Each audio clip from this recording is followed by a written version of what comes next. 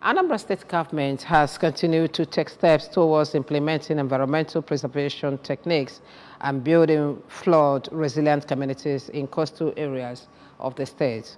Following a two-day workshop on flood resilience resolution organized by the State Physical Planning Board in conjunction with the Heinrich Boll, a German NGO, and the ADD Abt, an urban planning agricultural firm, was a field visit to select coastal communities in Anambra State and West local government areas.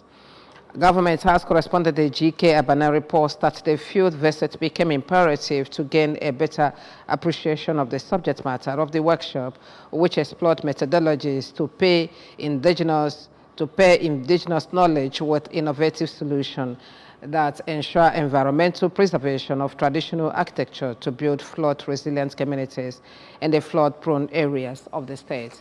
The report.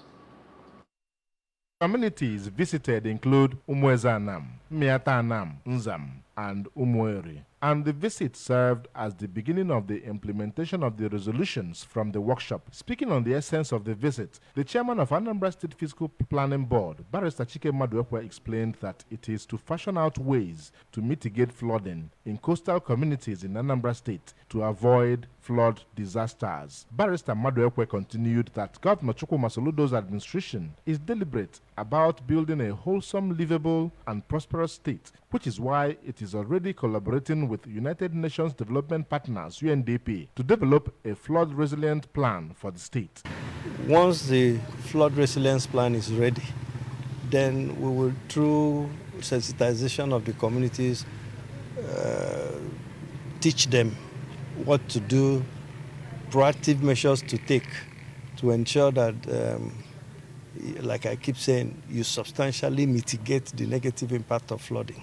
The traditional ruler of Umweri, Igwe Ben Emeka, stressed that anything that affects Anambra West affects the East, especially Umweri people in the riverbank, because the same river Mabala divides them. Just as the traditional ruler of Nzam, Igwe John Ogugwa, recalled that their forefathers saw and survived high-level flooding, which stopped with the construction of Kainji Dam until the recent climate changes, suggesting that government should help by building resilient structures across the coastal communities, though they may be expensive. Eve Naji of Adapt, a German urban planning and architectural firm, noted that they are experts in gathering environmental data, saying that part of their major aspiration is to build environmental consciousness and intelligence, pointing out that they have been able to pinpoint from the field visit that it is really about people's safety and not about pushing the flood away. The Commissioner for Local Government, Chieftaincy and Community Affairs, Mr. Tony Collins Nwabwanne, who hails from Anambra West, described the initiative as laudable as it ties to Governor Soludo's urban regeneration agenda and harped on the need for proper education, especially for those who are yet to build houses. There is need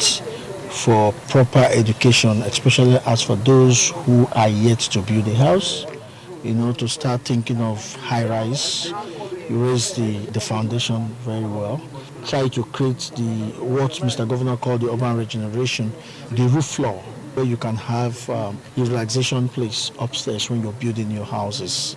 It makes a lot of sense, and not everything. So you can even get some natural hair and all that. The Managing Director of Anambra State Investment Promotion and Protection Agency, Mr. Mark Okoye, and the Executive Director of Social and Integral Development Center, Ugochi Agalaba Ehiahurike, among others, who were part of the visit, revealed that the visit will engender new ways of doing things in the coastal areas, just as is obtainable in other countries. A GK Abana, ABS News.